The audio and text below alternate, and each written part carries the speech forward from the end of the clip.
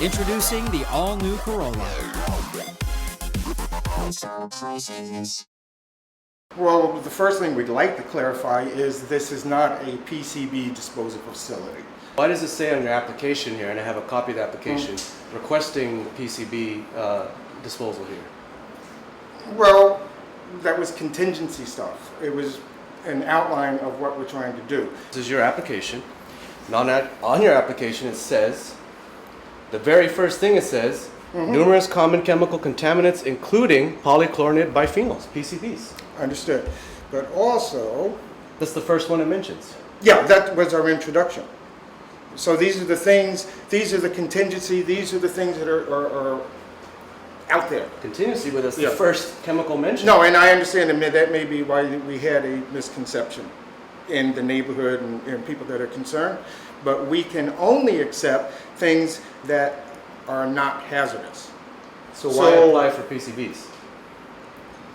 Because this was just A mistake? not necessarily a mistake. It was an intro trying to explain contingencies to introduce what we are. We're a soil remediation facility. To include And- PCBs. But we won't No. be accepting PCBs. But you're applying to accept PCBs. If they're hazardous, which is correct. If it's considered hazardous by EPA or whatever the testing facility is, before, we won't even receive it, we can't receive it, and it will not come here.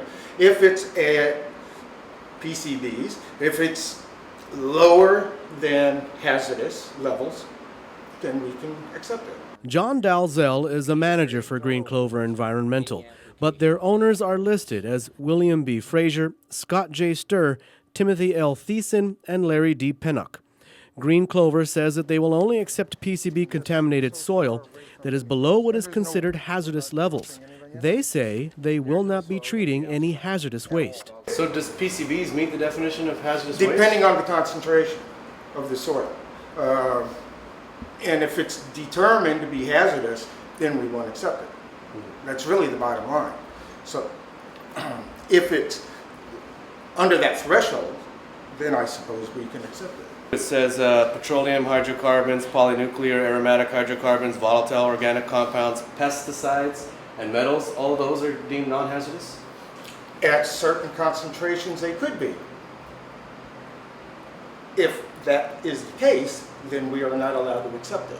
Green Clover will be using microbes or bacteria to break down the contaminants, but they won't say what kind of microbes they'll be bringing into the island and using, as they say that information is proprietary.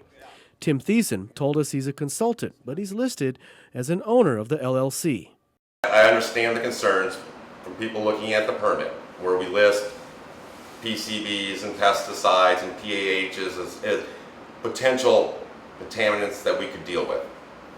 Again, it would all have to be in a non-hazardous level, meaning that they've already been deemed by laboratory analysis to be non-hazardous to human health and the environment. Do we anticipate ever doing any of those at this facility? It's very unlikely. But if their application is approved, they will have the permits necessary to bring these types of contaminants to their Barrigada facility.